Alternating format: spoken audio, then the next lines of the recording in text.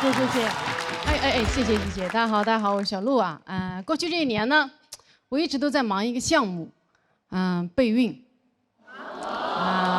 我知道你们现在心情很复杂，人类的本能让你们想说耶，网络的情绪让你们想说咦。所以现在你们的心情起伏啊，就可以用一句歌词来形容，就是耶咦耶咦耶耶哦。你们最终的情绪就是还好，我周围一些朋友啊，一听说我要生孩子，就跟我要去犯罪了一样。他说：“欧莫，不要冲动啊，你迈出这一步 ，almost 没有回头路啊，这辈子就完了，值得吗？为了那么一个不认识的人。”我知道啊，这都是关心，但关心的有点太早了。怀孕哪那么容易呀？我备孕很久了，一直都没啥动静。后来就跟我的生育搭子托马斯去看医生啊。医生一听，这个操作频率如此之低，就跟我们说你们这个不叫备孕，叫随缘，肚子没动静很正常，因为人也没什么动静。哦呦，这句话真的是触碰了我的逆鳞了，我就开始发力了。不错过任何的风口，大练钢铁直男。我全国巡演，一到排卵期就会宣托马斯前来侍寝。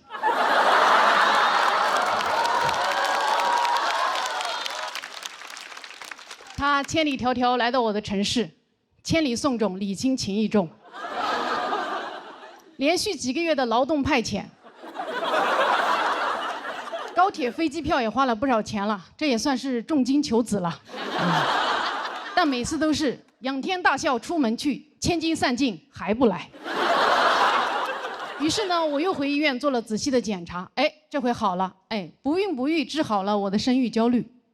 我输卵管堵塞，有多堵呢？这么跟你们说吧，我的两侧输卵管呀，堵得就像中国这2个脱口秀上升通道一样。你想出人头地，但是左右为难，最后只能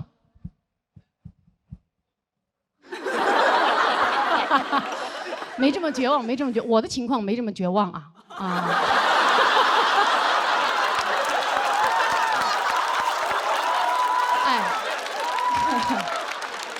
这以前算不孕不育，现在还有的救现在是可以做试管婴儿的。很多人可能对试管婴儿没什么概念，对吧？我跟大家解释一下，首先合法。其次，我生，你们别怕试管培养的孩子学名叫管培生。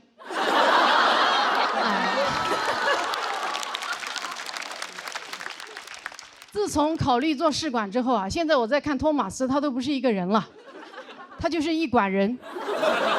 我现在经常跟他说有劳了，管人。他说哪里，举手之劳。还是您能者多劳呀。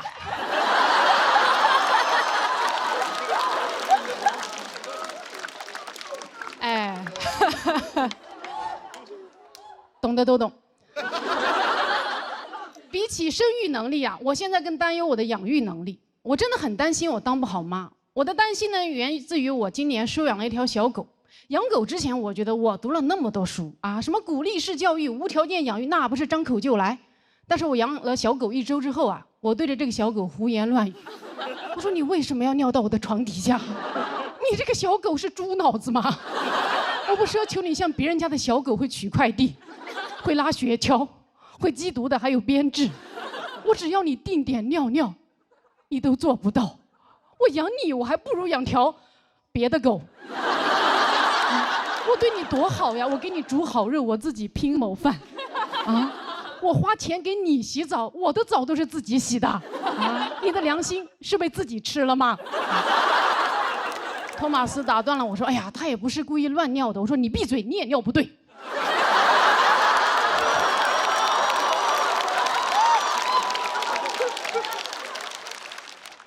他说：“我可以改，但他只是个小狗嘛，他快乐就好。”我说：“他都不听话，他凭什么快乐？他可是一只东亚小狗啊！”我说完呢，托马斯就抱着这只法国贵宾出去玩了。我恨铁不成钢地看着他们俩活蹦乱跳的背影，我就开始担忧了。以后要是真的开始育儿了，你说我的东亚模式和他爹的西澳大利亚模式，会不会发生一些教育对冲啊？对吧？我对孩子说“棒打出孝子”，他对孩子说“你是最棒的”。我说骄傲使人落后，他说落后也要骄傲。我说吃得苦中苦，方为人上人，他说吃啥苦中苦，来吃王中王。这么东西教育一合璧，这孩子以后活得多么的矛盾啊，对吧？他对自己又爱又恨，他既松弛又紧绷，既稍息又立正，他含辛茹苦的吃香喝辣，凿壁偷懒，闻鸡就饿。头悬梁追短剧，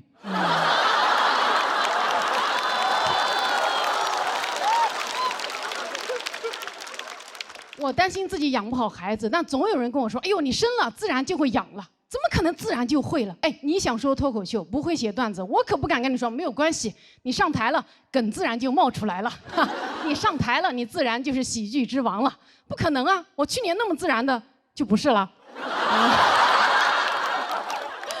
哎，做父母怎么可能自然就会呢？啊，我记得我第一次来月经的时候啊，那天早上我吃了我人生中第一盒龟苓膏，傍晚我月经就来了。我当时完全不知道发生了什么，给我吓坏了。我脑子里第一个想法就是，我去，龟苓膏有毒。我赶紧去跟我爸妈说了我中毒的事情，我爸沉默不语，红着脸躲避。我妈递给我一包卫生巾就走了，没有给我任何解释。所以现在我也跟大家解释一下哈，棉花不好吃。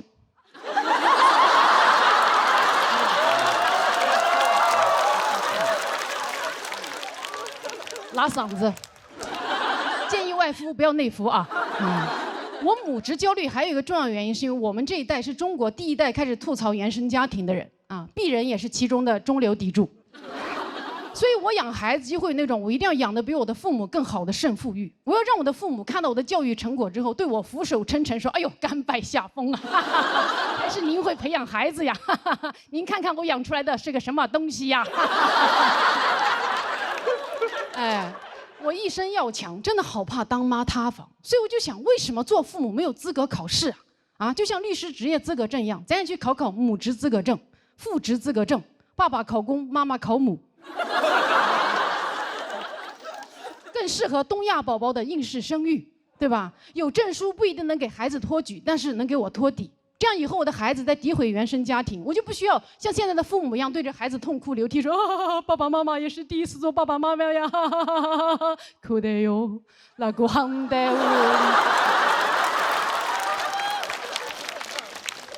不需要这样了，我会理直气壮地把我的证书敷到孩子的脸上，情绪稳定地跟他说：“宝贝，抱怨原生家庭是很正常的，怪别人是人类的本能。但爸爸妈妈这边呢，也是国家认证的职业爸爸妈妈哟。咱们这个原生家庭是符合国标的。如果你还是不满意的话，建议你把自己重新养一遍啊！我当你是家人才告诉你哦。聪明宝宝都爱喝的飞鹤奶粉，用12亿公益生育补贴，补贴奶粉钱给孩子爱的贴贴，爱嗨爱嗨爱嗨哟。”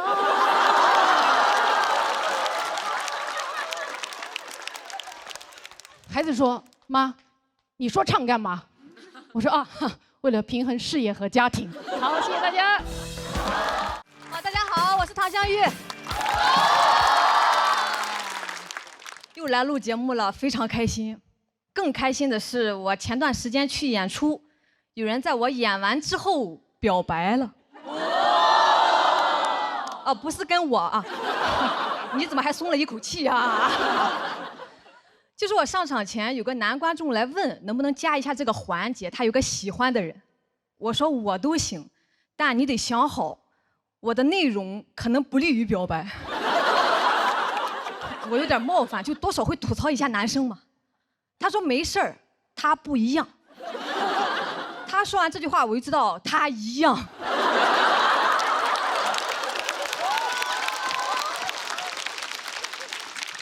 那天我刚讲完，他就窜上来了，让全场给到掌声和尖叫。那个架势都不是 carry 全场，是 marry 全场。把女孩也叫上来了，但人家还没说愿不愿意呢，就有人起哄，亲一个，亲一个。当时场面就僵住了。我讲了1个多小时，还不如这一句冒犯呢。我看女孩特别尴尬，我又看男孩下不来台，他就不下台。情急之下，我说那要不你亲我一个，不就是多一张嘴的事儿吗？就当我大义灭亲了。不行就亲那个起哄的，他肯定愿意呀。我看他快惨死了。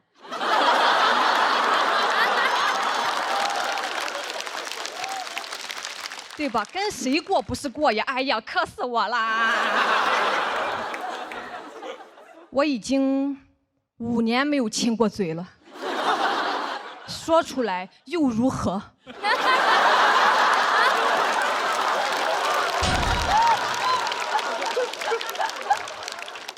谢谢你的同情。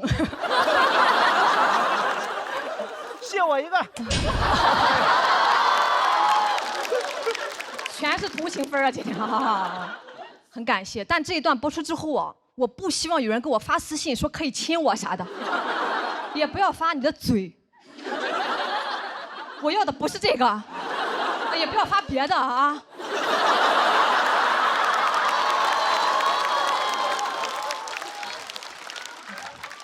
说不清了，说不清了，就是不用同情我，我也谈过恋爱的，有喜欢的我也会追。但是我追上了，我又想超过他，很容易就超过了。研2的暑假，我前男友说他要去学车，没时间陪我了。我说那我也一块去学呗。他说你不行，你没有方向感，你不用学，以后老公拉着你。啊，谁还会用拉这个词？好 low 呀！你学的是拖拉机吗？以后是啥时候？你科目2挂2次了。以后在这个驾校里拉着我吗？你许我朝朝暮暮，我陪你陡坡起步。到科目3更不得了了，晚上打电话就是给我讲发动机、仪表盘。那段时间我舍友都以为我谈了个飞行员。我本来我就严重的晕车，听不了这些，听都很想吐，可把我前男友担心坏了，担心我以后吐他车上，说以后坐他的车我得空腹。我就知道跟着他得饿肚子啊！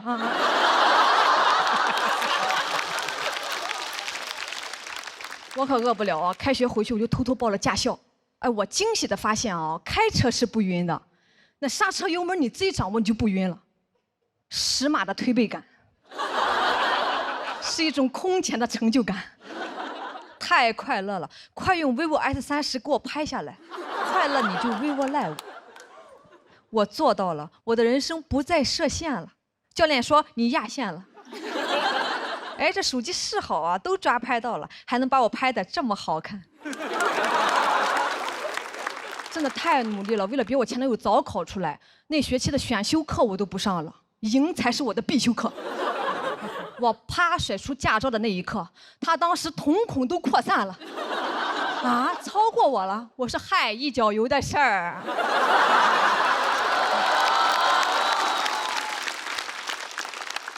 好的爱情会让人变成更好的自己。别人谈恋爱是宝宝，我要跟你幸福，我是宝宝，你服还是不服？其实他对我呢，咱们说也算是真不错啊。平常出去约会啊，他都说你啥都不用管，老公安排。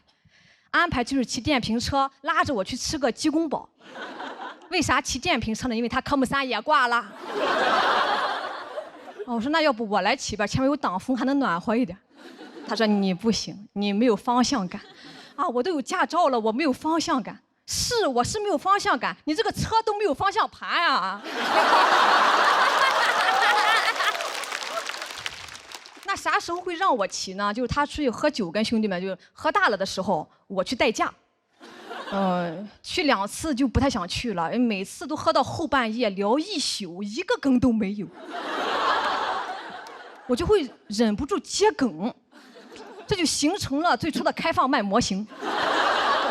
我一接就炸，哐哐炸场，一顿饭下来我专场都有了。好的爱情会让人变成更好的自己啊！但回来路上，前男友很不高兴了，连我的腰都不搂了，倔强地撑着车架子。他说你乖乖的坐着听不行吗？那是你的场合吗？拍你好几下了，让你少说话。我说你早说呀，我寻思我讲得好，你给我拍灯呢。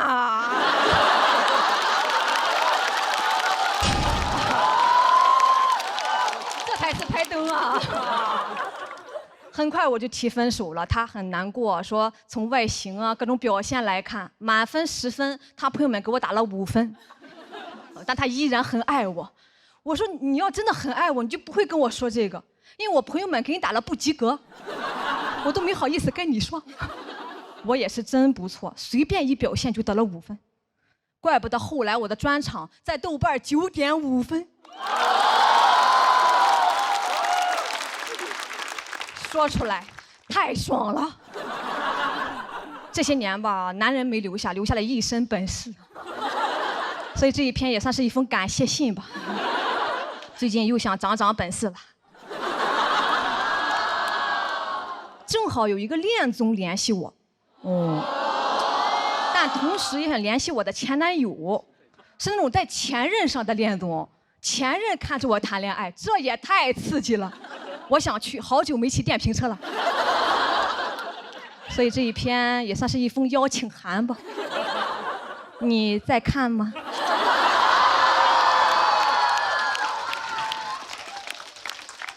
想火吗？驾照考出来了吗？啊，虽然做不成情侣，咱们做同事也可以啊。姐拉着你，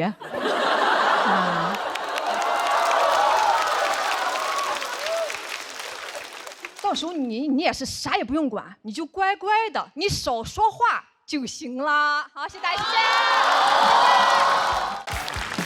Hello， 很多朋友 ，Hello， 朋友们，大家好，我是南瓜。大家还认识我吗？认识了，谢谢大家。我现在瘦下来之后，感觉自己年轻了很多哈。我现在偶尔会涂个素颜霜，修个眉毛。在上海，大家都说我精致，我把照片拍下来发在我的家族群里，我大舅说我是狐狸精。然后我去年上完节目没挣到什么钱，但我真的见了很多世面，比如在活动上知道王一博是真的帅，刘亦菲是真的美，这些都是我听唐湘玉说的。我的朋友走了起来，我知道我很平庸，没什么进展，我上限不高，每次比赛都讲一些外卖小笑话、外卖趣事，大家觉得挺有意思的，但也就那样。我没谈过恋爱，没有上过班，大家最有共鸣的职场爱情我都讲不了，每次得不了高票，我都有点怀疑自己要不要坚持下去。直到1个月前一场演出，它彻底治愈了我，是一个骑手平台组织的，现场来了500-600个外卖骑手。我从来没有讲过那么炸的现场，我说啥他们都笑，我说保安垃圾、外卖平台垃圾，他们站起来给我欢呼。那天给我台上讲出幻觉来了，我说今天这个舞台谁过来都不行，付航过来都打不过我，他来了都得被打，一个保安怎么拦得住500多个骑手？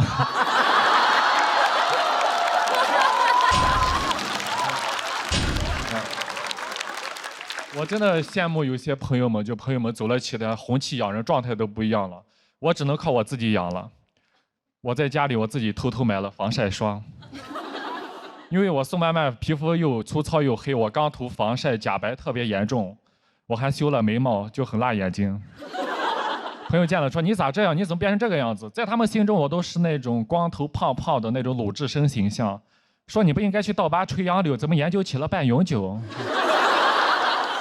我每次出去，他们都笑话我，那我就不出去了。我说这防晒霜不行，它只能防太阳光，它防不了朋友嘲笑的眼光。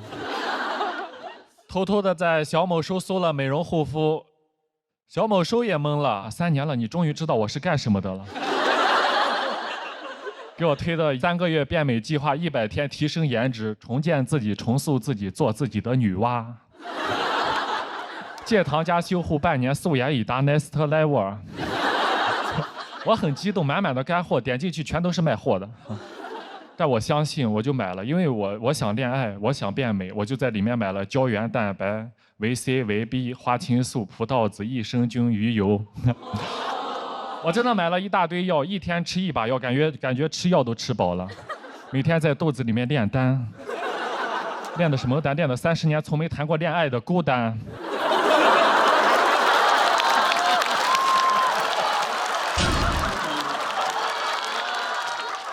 说出来如何？我身边的朋友很优秀，对吧？他们优秀，那我也提升自己，我就去健身房报了课。去健身房器械特别的多，我不知道练什么，我就问教练，我想减肥练哪个？教练说我们这边有这个爬楼机、跑步机，其实挺有用的。我说啊，爬楼和跑步要是有用的话，那我还不如去外面接单吧。我的朋友真的太优秀了，他们不停的成功，越成功我就在健身房对自己练得越狠。我最好的2个朋友，他们一起走红毯那个月，我瘦了30斤。我那2天去健身房一蹶不振啊，我一蹶不振。教练见了我，你今天也没怎么上强度，怎么这么酸呀？我说肯定酸呀。他们不停的成功，那我就不停的练，不停的瘦，我最后把自己练的体脂率只有9%。太低了，我说你们不能再成功，我不能再练，再这样下去，我还没走上红毯就先盖上白布了哈。最后练到自己减了60多斤，什么感受？我再去演出，再去开放麦，已经没有人在乎我的内容了。他们在 report 里面没有人说我段子的，都说南瓜好瘦，南瓜怎么瘦成黄瓜了？南瓜怎么瘦下来有一种命更苦的感觉？我说肯定命苦呀，戒糖半年多了。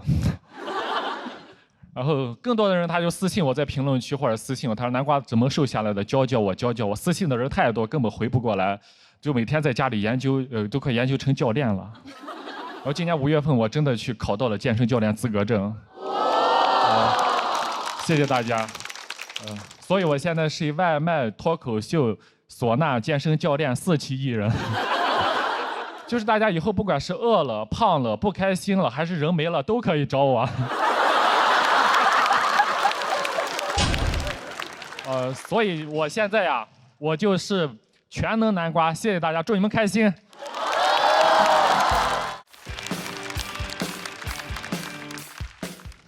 Hello， 大家好，我叫陈爱。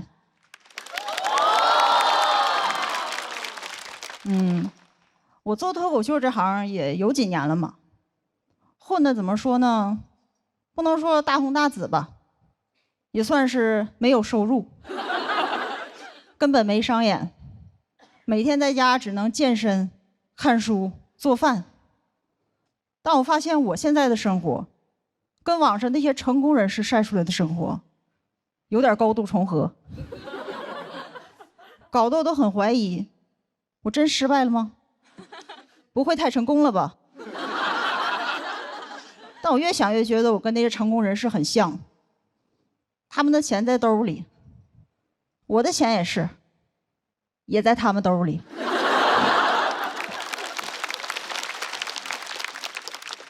当然我也不是不想努力，我只是想休息一下。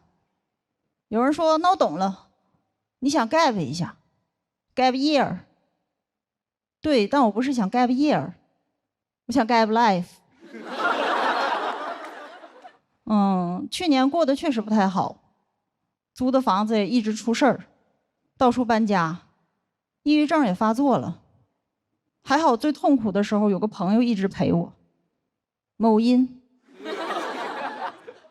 我真挺喜欢刷短视频的，我也知道很多批判的声音，比如劝你说别沉迷，天天刷这玩意儿人生就完了。还好我刷之前人生已经完了。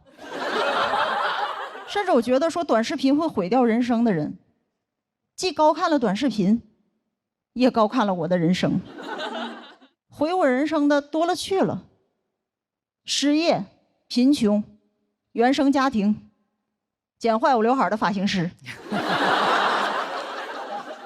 都排着队呢。你短视频算老几？甚至我觉得这小玩意儿还想影响我的生活，你最多算是骆驼身上的第一根稻草。然后还有人说短视频最大的危害就是让人不思考，有没有可能我刷这个就是不想思考？反正我那段时间一思考就想死，全靠在上面看人擦边。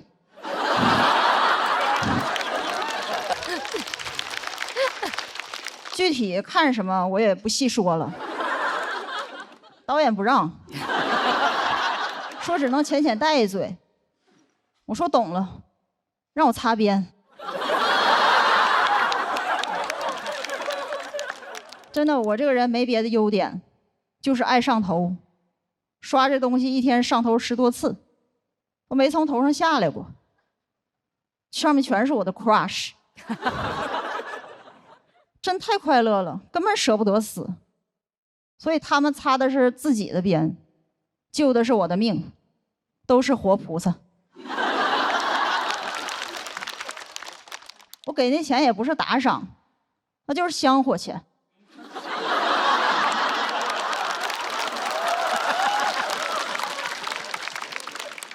真的，那段时间就感觉我看的视频越短，人生就越长。我靠短视频续命，3秒3秒的续，就感觉阎王让我3更死，我不小心刷到5更。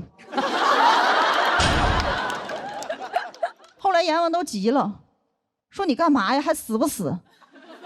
我就把视频分享给他，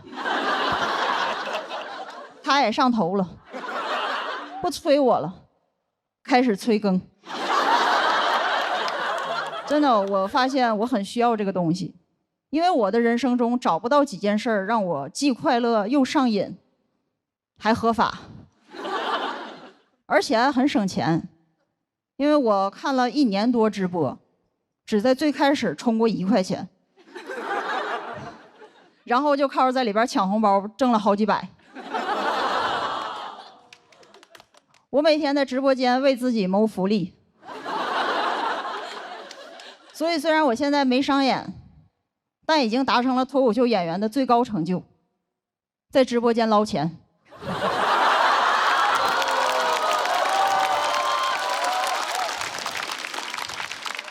真抢了不少钱。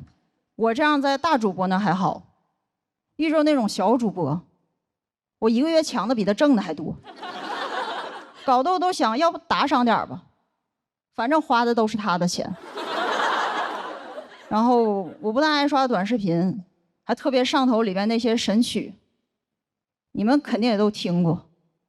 这种歌有个最大的特点，无论听的时候我的意识多嫌弃，腿已经开始跟着抖了，就感觉我大脑说太土拿走，我腿说拿回来。怎么说，我的音乐品味就像跳楼机。听多了，我在大数据那儿的用户画像就有点变了。他现在觉得我是一个中年的卡车司机，已经开始给我推荐汽车零件和 polo 衫了。我也终于刷到了自己之前没刷到过的东西，米其林、轮胎。最近比赛，很多人跟我说加油，我都想问汽油柴油。但其实我理解听那些歌的司机和外卖员，因为我那段时间抑郁到起床都困难，我就需要那种又土又来劲的东西，让我从床上爬起来，否则再高雅都不行。哪怕贝多芬亲自来给我弹钢琴，我也会觉得你这玩意儿不来劲呢，给我换 DJ 版。而且高雅的音乐都很忧伤，听的人更想死了。什么命运交响曲，对我来说那是送命交响曲。品味上去了，我人下去了。我们这次主题叫说出来就如何。其实我真的很想说，对于我们很多人来说，活着已经很难了，真的顾不上高雅。甚至我觉得说我们不高雅那些人也没有多希望我们活着。所以我也不用多说，有相似经历的人会理解。而我现在只想跟他们说，再撑一撑，先别跳楼，听跳楼机。讲到这，谢谢大家。大家好，我叫小海。谢谢谢谢。我们今天的主题是说出来又如何？其实很多事儿我说不出来，因为我是一个特别怂的人，生气了我也不敢说。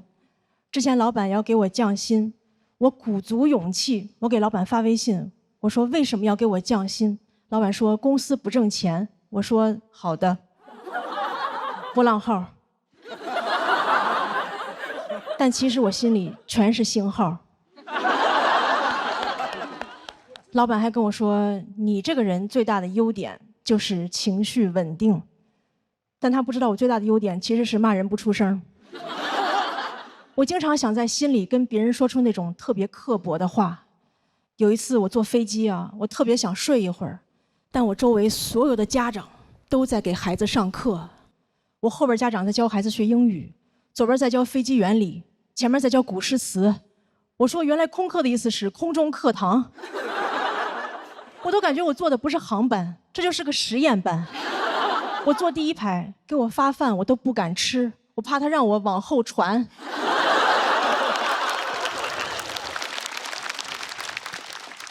我坐那儿我都不敢打开遮光板，我怕我一打开，班主任在那儿趴着呢。然后所有的孩子都在公放pad，我看这些孩子，我觉得他们不应该学知识了，他们应该学学人生的真相。我就想跟他们说，我说努力就能成功吗？别做梦了，你让阿姨做会儿梦吧。你知道你为什么现在还得这么卷吗？是不是因为你在经济舱？你去头等舱看看，那帮人早就躺平了。还有那个学飞机原理的，你长大也不会坐驾驶舱，因为你看pad太多，已经戴眼镜了。还有那个背古诗的，你背这么多诗，以后想当诗人吗？当诗人有用吗？现在中国最有名的诗人在卖牛脆脆。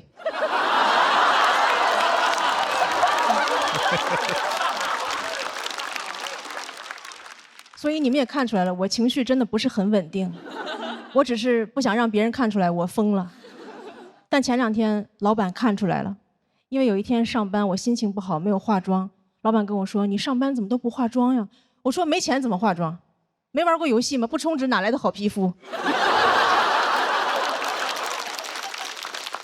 然后老板跟我说：“哎，咱们有事说事儿，你不要有情绪。”然后转手给我发了2短视频，非暴力沟通和厉害的人早已经戒掉了情绪。我说情绪为啥要戒掉啊？怎么情绪有害健康吗？啊！我在这演着演着，突然有人上来扇我一巴掌，我面无表情。观众都问我说：“你怎么不生气啊？”我说：“戒了。”我估计扇我的人都想说：“戒不是有病吗？”我天津人还是。然后老板还跟我说：“最近感觉你情绪不太稳定啊，我觉得你就是太敏感了。”我觉得老板说你太敏感就是一种 PUA， 对吧？因为你都伤害我了，你还要怪我太脆弱。这就好比我走在路上，有人开车把我撞了，然后过来跟我说：“哟，这么容易就受伤了？你也太敏感了吧？你看旁边那个人都被我撞飞了，但他一点事儿没有，因为他有超强钝感力。你看他飞出10米他都没事儿，因为他每天都在刻意练习。你花21天，你也会成为更好的自己。”我说：“可是我真的疼啊！”你感到疼是因为你在成长。我说：“可是我都快要死了，那些杀不死你的会让你更强大。”我还看到网上有的老板说，他招人的第一标准就是情绪稳定。我说：“这标准你咋测试啊？啊，面试时候上来先给你个脑瓜崩，找工作直接跟老板谈。”我就工作过的朋友都知道，员工能力越强，情绪就越不稳定。对吧？你如果招人第一标准是情绪稳定，你只能招来那种能力不强的员工，到时候老板就只能跟大家介绍，这是我们新来的会计，不识数但是特别识相。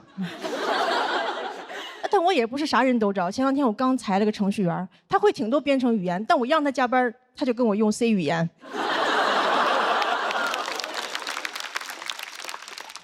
然后前2天老板又要给我降薪，我直接跟他用了一句 C 语言，然后就没有降。我说我学了半天非暴力沟通，原来最有用的居然是暴力。就非暴力沟通几10万字顶不上这1句，我这才是真正的1句顶1万句。谢谢大家，小海。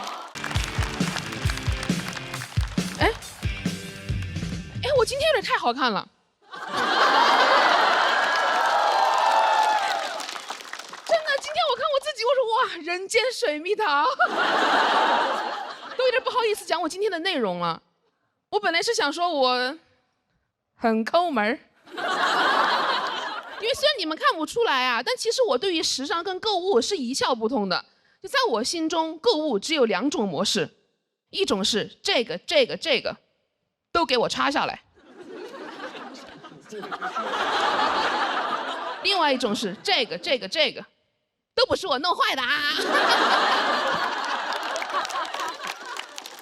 我记得有一年冬天啊，我为了奖励我自己，给自己买了一个200块钱的外套。我高高兴兴出门去，一个朋友指着那个 logo 问我：“你现在是有钱了哈？几千块钱的衣服，你说买就买。”我想完了，搞到假的了。但我是个很诚实的人，还是跟他实话实说。我说啊，我也不懂这些，喜欢就买了。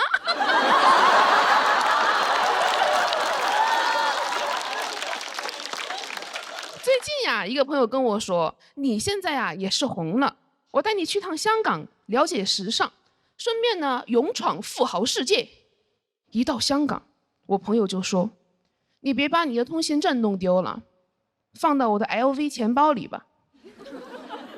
我说这就开始闯了。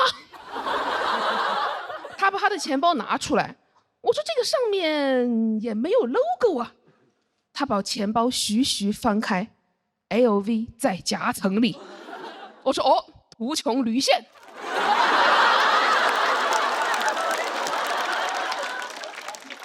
我们俩在逛街的时候，他指着前面一个女生说：“他说你看。”那个人穿的是假裤子。我当时第一反应，我说什么是假裤子？就是他其实没穿。他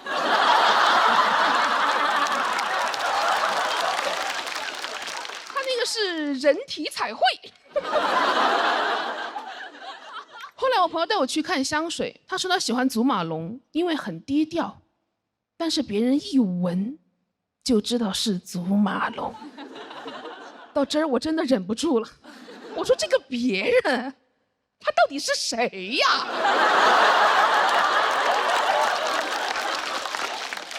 他为什么一直对你望闻问切的？而且真的有人那么懂品牌吗？因为如果是我闻到别人的香水，我只会说嘿嘿，你好香啊。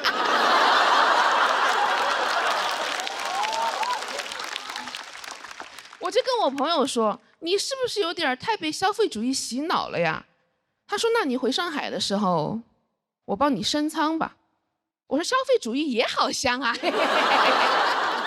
那个其实是我第一次坐公务舱，我是非常紧张的。我坐那儿之后呢，想调座椅靠背，摸了半天，也没有摸到开关。你知道，主要是也不敢大摸。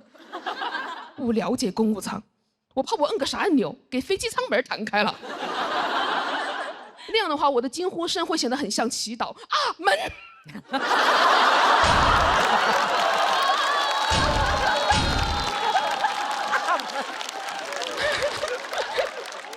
我当时特别想让空姐觉得我这个人体贴又有礼貌。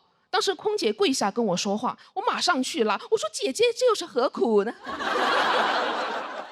空姐问我：“橙汁和水，您需要什么？”我说：“我都不要，我要你好好休息。”不好意思，有点太油了啊。跟我形成鲜明对比的是坐我旁边一个12、13岁的小女孩，她的父母呢坐我们后面。起飞之前，空姐过来提醒我们2个人调直座椅靠背，我们俩都没动。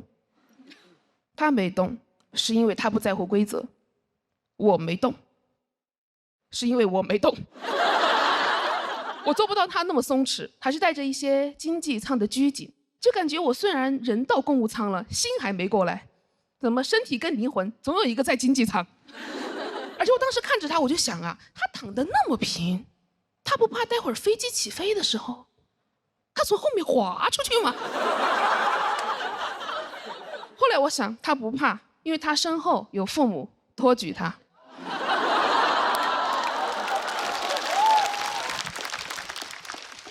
而且当时更让我生气的是，他背了一个香奈儿包。我说你12、13岁，你上初中哎，你背香奈儿干嘛呀？你拿它装逼吗？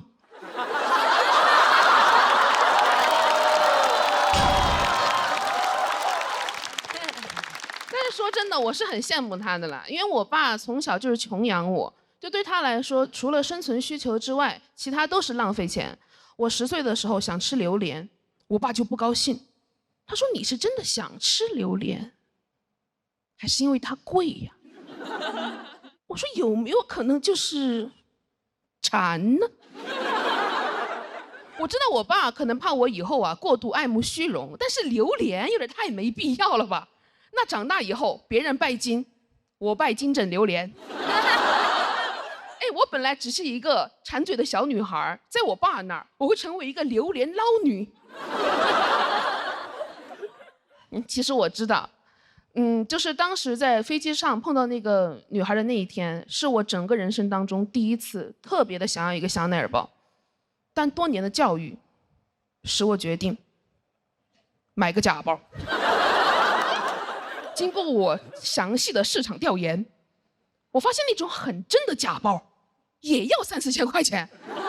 我当时问那个店家，我说这真的是假包吗？他说哎，包假的。其实我很清楚，我想要的根本就不是那个香奈儿包，是那种在任何场合下都可以很自在的感觉。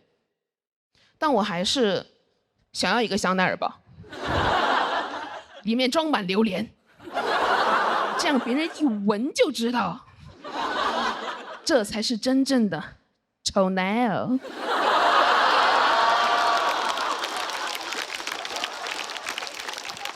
其实我上周已经买了，买的真的。哎，说出来又如何？真的，我今年很想多赚钱，我想给我妈也买一个香奈儿包，给我爸买一个刮胡刀，手动的。他如果有意见，我就问他：你是真的想要电动剃须刀，还是因为它贵呀？谢谢你们。嗨，朋友们，嗨，稍微先解释一下这个手哈，就是在刚才休息的通道里边，因为太暗了，摔了一跤啊。想过在这轮输给堂姐，没想过输给黑灯。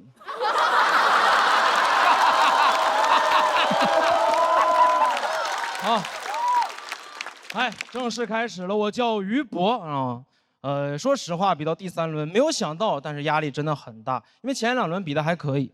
第1轮6块金牌，哥们儿上来就拿了一个。第2轮上来就给用，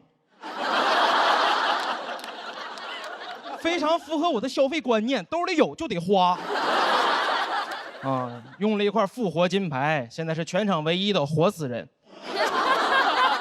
说实话，这个月一直在自我怀疑，是不是太差了？我就是那种很容易自我怀疑，然后逃避面对的人。来了上海这么长时间了，我是因为觉得自己英语差，不敢和外国人说话。但不是说真的差，英语还可以高考，但就是自卑。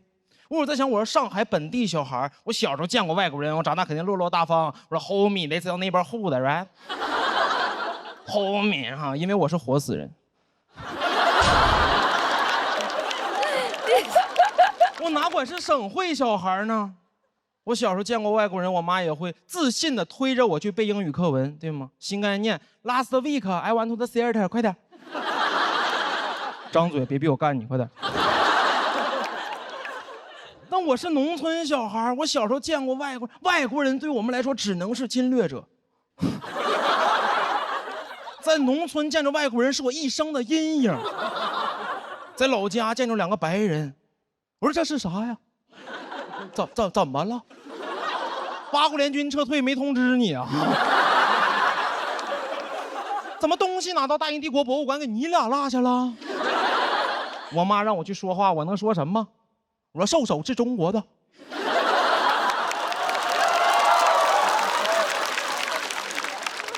他说哥们儿，我也是中国的，我少数民族。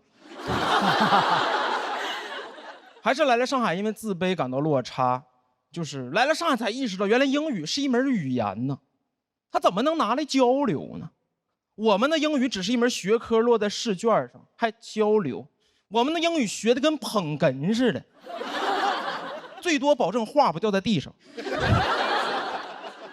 还什么听说读写，我们就是嗨，没听说过。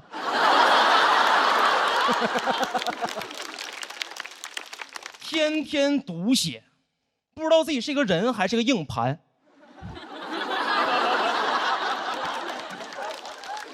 啊，不是说为了抖一个谐音梗，是因为我们那年黑龙江英语高考英语不考听力，不是说真的不考，就是播放但是不算分儿，高考当白噪音放。我们训练的不是如何听懂外国人说话，训练的是如何在外国人说话的时候屏蔽，专心干自己的事儿，快点！阅读理解，写作文，快点！长大了，外国人说话不是听不懂，听不见。一听着外国人说话专注，出国都没有工作，特别适合给外国人做美甲。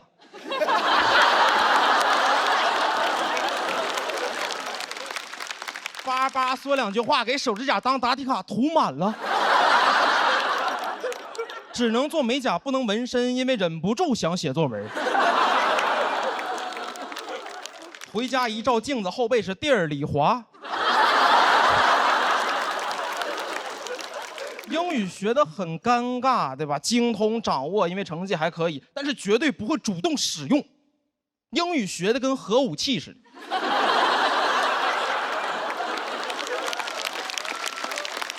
朋友还问呢，说你会不会？有时候会，他说那你说呀，我说还没到时候。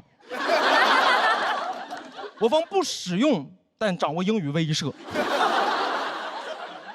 别说英语了，来上海中文都快不敢跟别人说了。前两天在路上，一个闯红灯的电动车把我撞了，不是撞的这个，把我撞了。当时我挺生气的，因为我占理，我说你闯红灯是错的，你道歉。他理直气壮，他说我在闯红灯的时候故意站在路中间，我没有父母，说我在马路中间站着是为了投胎见我的父母，给我一顿骂。在他眼里边，我是一个恶意撞他的孤儿。我是个肇事孤儿。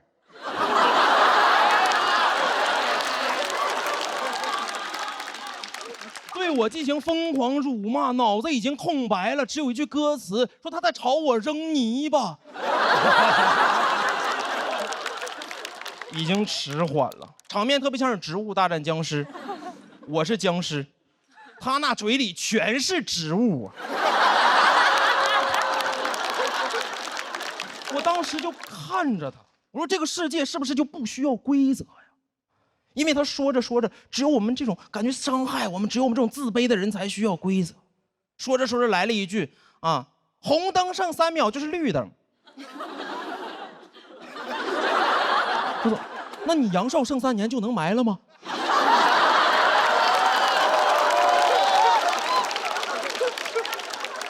我就是觉得，怎么有的人狂妄到就可以修改规则呢？你没有办法说服他们，很难。难道说服？当年我们老师让我读说服，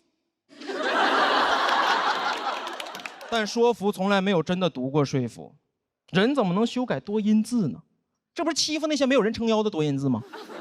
有人撑腰的怎么不欺负呢？啊，单依纯。那粉丝不骂你吗？你搁那犟嘴，哎，如何呢？又能怎？我就是觉得这个社会任何角落都需要规则，这是我们自卑的人的堡垒，甚至别人家。我受不了一去朋友家是吧，当自己家一样，我不能把这儿当家。我真把这儿当家，我就把你撵出去，我不喜欢别人来我家。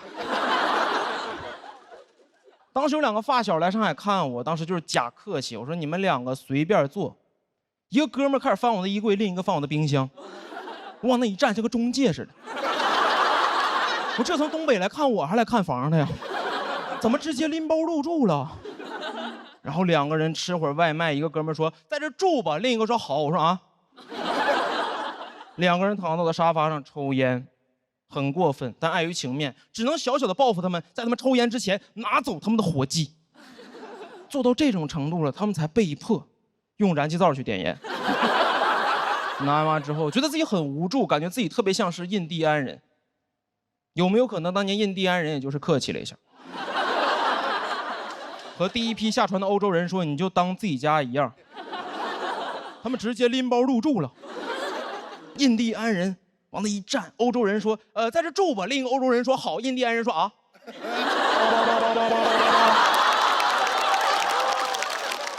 印第安人实在没办法了，才在每年感恩节的时候拿走他们的火鸡。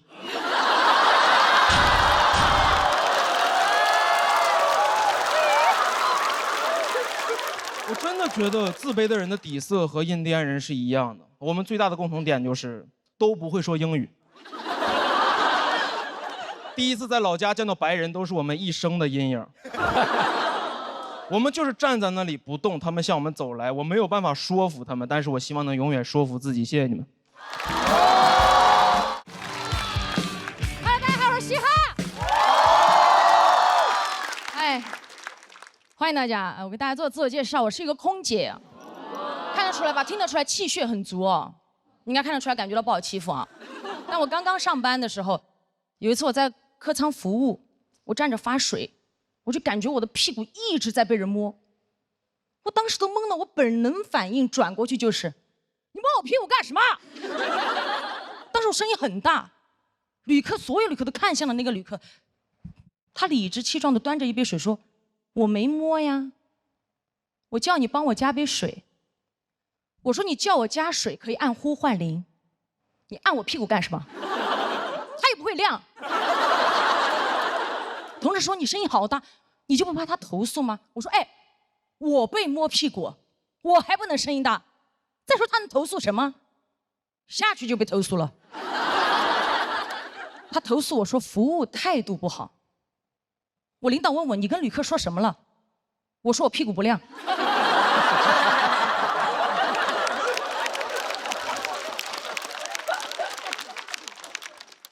导说你怎么能这么跟旅客说？我说就是不亮啊，你的会亮吗？给我看一下。经常遇到这类的事情。还有一次，我的一个小同事，一个小妹妹，在客舱工作的时候被一个旅客要电话，旅客说你不给我话，我就投诉你。我想办法能要到你的电话，非常害怕，走到后厨房问我姐怎么办。我说我跟你一起去。我走到那个面前，我说你是不是要他电话？你连我都一起要了。旅客说我不要了。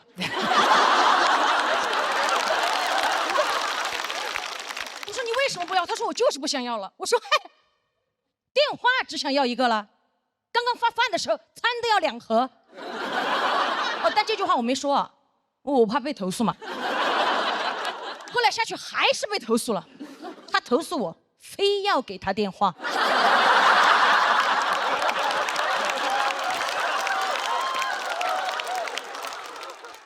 前不久我闺蜜也是给我打电话，我刚刚下班不久，她给我打电话说她在一个工作局上，她的一个工作局上她走不了，让我过去接她。我到了之后，他领导突然站起来说：“哎呦，空姐来了，快点，快点，快点，空姐来了，快点，快点，都在等你，来坐下吃点，都在等你。”我说：“都在等我。”我一看桌上什么都没了，等我干什么？等我来收餐。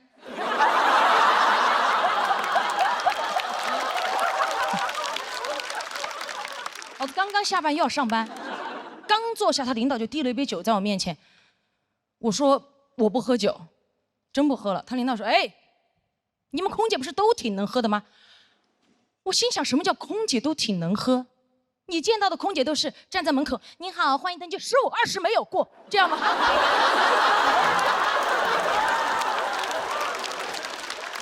没有吧？所以当天我还是压制着情绪，礼貌的跟他讲，我说真不喝了，领导，明天还要上班。我实在是不想跟他多说话，当时脸色也不太好看。只见我朋友的领导脸色一沉。拍了拍我朋友的大腿，说：“你朋友生气了。”我看到，噌的一下站起来，你摸他腿干什么？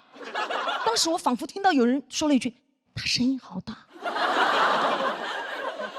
但我就这么一吼，当时在场所有人目光锁定领导，领导一看就是老手，他举起他右边的老手说：“我没摸呀。”隔着裙子不叫摸，我低估了他这张老嘴。我气到浑身发热，汗流浃背。当时左边胸上的硅胶胸贴气到贴不住，咣的一下就掉出来了。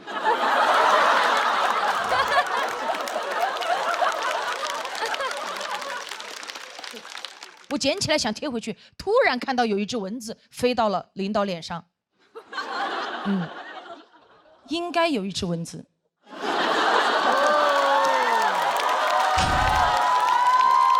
就是有只蚊子。我抓着我的胸贴，一啪甩在他脸上，啪一声巨大声，当时领导都懵了。他说：“你打我干嘛？”我说：“没打呀，隔着胸贴不叫打呀。”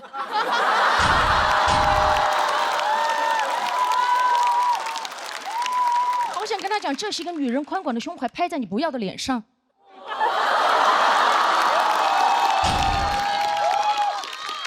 我手收回来的时候，胸贴依旧在他脸上，显得他脸皮更厚了。他当时什么话也没说，只是默默地摘脸上的胸贴，一边摘一边看着我闺蜜说：“你朋友挺有种的。”你看，他连这句话都不敢对着我说，因为他知道我真有。而且他但凡有点常识哦，他就知道这不是我全部的实力。因为我还有一个胸贴。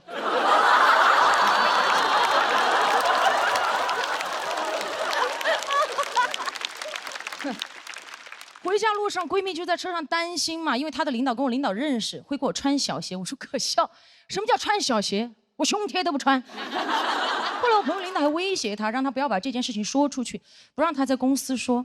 好，我上电视上说。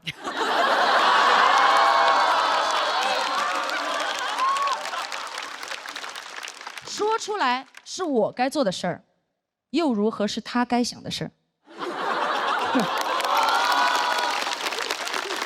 领导还跟我朋友说退一步海阔天空，哎，我不退他也阔也空啊！凭什么要求我们心胸宽广，他怎么不注意自己的言行？哎，我们坦坦荡荡的胸怀都需要遮遮掩掩，他猥琐的大脑凭什么堂而皇之的带出来？我觉得不公平，我建议他出门带脑罩。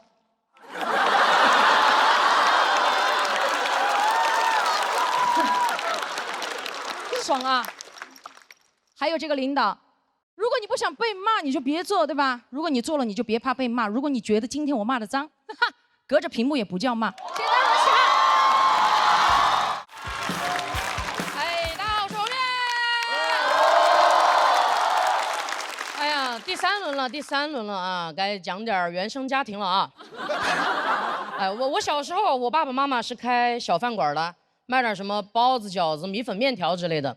我们家的饭馆名字叫好好吃，只有我一个人听进去了。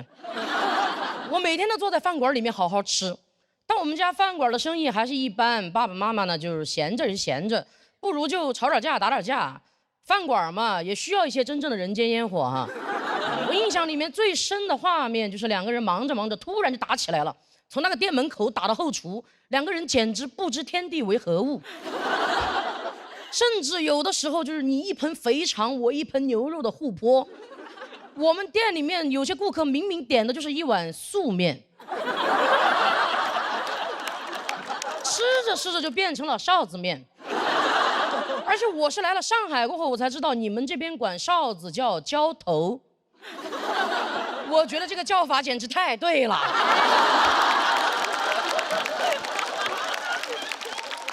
我爸妈就是这么用的，而且也是来上海待久了过后，我才知道你们这边管这个叫家暴。我觉得这个叫法简直太对了，因为我妈就没赢过。我知道你们现在很紧张啊，我当时的家庭氛围就是这么紧张。你们反正就紧着听吧，我松着讲啊。反正这些事儿，我觉得说出来又如何嘛，是吧？每次我爸爸妈妈一打架，我妈妈就会披头散发的跑回娘家。娘家人没有那么好惹的，马上就要选出一个代表，去讨个说法回来，就选了我舅舅。我舅舅长得跟我一样高，已经算是我们家里当时最高的了，看起来就挺好惹的。我舅舅每次来到饭馆门口，两个袖子往上一撸，站在门口大喊出来，那就是他那天说过最狠的话了。就就两口子闹矛盾，家里面的人一般就是坐下来吃个饭，就当无事发生了。我舅舅本来还很生气，但他吃着吃着就开始晕碳了。跑回去唯一的说法就是，这个回锅肉还挺有说法的。就我们家的日子就开始这样日复一日的循环起来了。妈妈一回去，舅舅就会来；舅舅一回去，妈妈就回来。我舅舅后来都3高了，所以我爸打我妈这个事儿，最难消化的人不是我妈，是我的舅舅。直到我4岁啊，问题依然没有被解决过。我舅舅趁着唯一一次还没有吃晕碳的时候，就悄悄地跟我妈说：“抛嘛，不行就抛。”我舅舅实在是不愿意吃回锅肉了，我妈也决定要跑，她就开始偷偷的在饭馆里面存钱。那个时候卖1碗面，她能存5毛；卖1笼包子，她能存3毛。所以有段时间，她经常就在店里面给客人推销面条。其实每个吃过我们家面条的客人都助力了我妈的逃跑计划。我都在想，幻想我妈妈逃出去那一刻，别人越狱是 freedom， 我妈妈出走 noodle。一个凌晨，像往常一样，我爸爸还在熟睡，我妈妈已经系好了围裙，从家里去饭馆的路上，突然就消失了。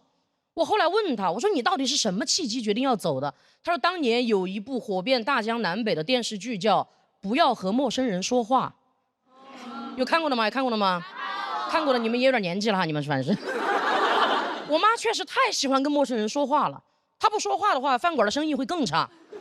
就这个电视剧把我妈妈一个艺人都听 emo 了，她看着看着就在想说啊，还能这么打？越往后面看越说，哎，还能这么跑？我妈跑了过后，其实我爸爸那边的所有3亲6戚都对我爸爸发起了直达灵魂的羞辱，就问他说：“你连你老婆都管不住，你算什么男人？他在存钱的时候，你到底在干什么？怎么可能就找不回来呢？中国就这么大。”我爸爸真的受不了羞辱了，他决定学习冯远征，亲自远征，去我妈妈娘家找人。其实我妈妈就藏在村子里。但村子里所有的人一看我爸爸来了，平时最爱扯闲话的几个大娘就靠在村口，你一句我一句的，几个人就，哎呀，那个跑了，跑到上海去了，不是上海，北京。哎呀，你们都搞错了，跑到美国去了。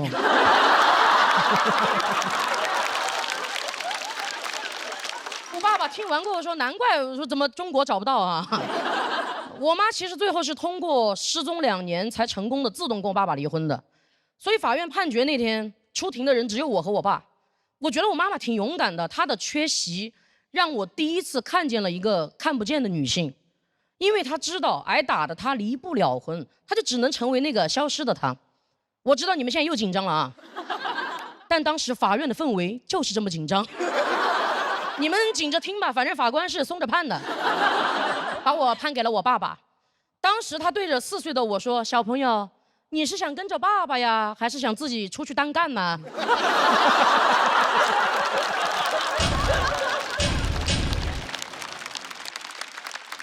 我妈其实中途一直都有偷偷的联系我，所以在我成长的每一个重要的节点，我都有一个看得见的妈妈。其实我小时候并不理解她为什么要跑。我长大过后，我才开始真正的不理解，我都不懂他为什么不早点跑。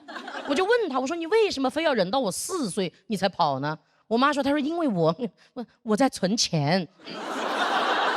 我就问他去哪儿了，他说从云贵川跑到江浙沪，从大西北跑到北上广。我一听跟我去年专场巡演的路线一模一样。但我是背着包袱去讨生活的，我就在想我妈是怎么生活的呢？我觉得我低估了我妈妈。她是系着围裙跑的，一个系着围裙的女人跟一个扛着梯子的男人一样，可以随意的出入任何的公共场合。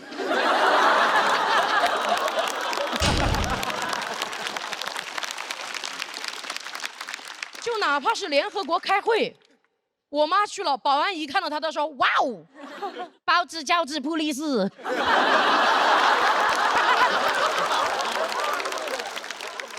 就算哪天他真的饥肠辘辘无处可去了，他甚至可以随机混进一个饭馆， ，cos 里面的服务员，自己给自己打员工餐吃，就被人发现了，又能怎么样呢？跑嘛，反正从饭馆跑他熟。而且最后跟大家分享一个好消息啊，我现在跟我的妈妈生活在一起。我在成都的郊区买了一个小房子。其实我从中专毕业过后就一直在疯狂打工存钱，直到我接触了喜剧，我发现演一场即兴喜剧我可以存200，演一场单口拼盘我可以存300，所以有段时间我就特别爱演拼盘。因为我知道爱拼才会赢。我妈妈看我这么疯狂的存钱，她也挺紧张的，生怕我要跑。我说：“妈妈，这个家没有人需要再跑了。”谢谢大家，我是王悦，谢谢。